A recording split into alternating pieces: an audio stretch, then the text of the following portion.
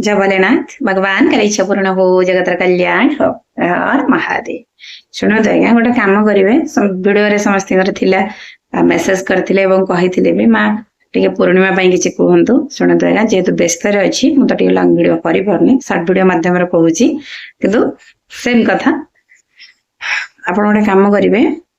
जे पूर्णिमा दिन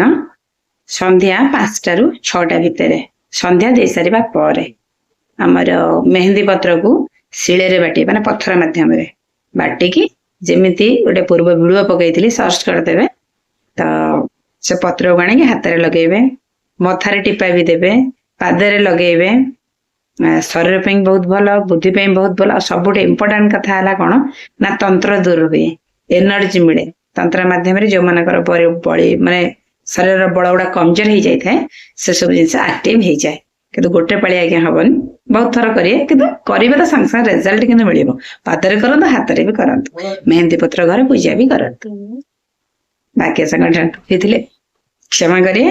तो आप गोटे काम करिए यहाँ कर सारी कौन है ना मतलब मेसेज करेंगे मेसेज कले आपको कमेंट जानी हर हर महादेव।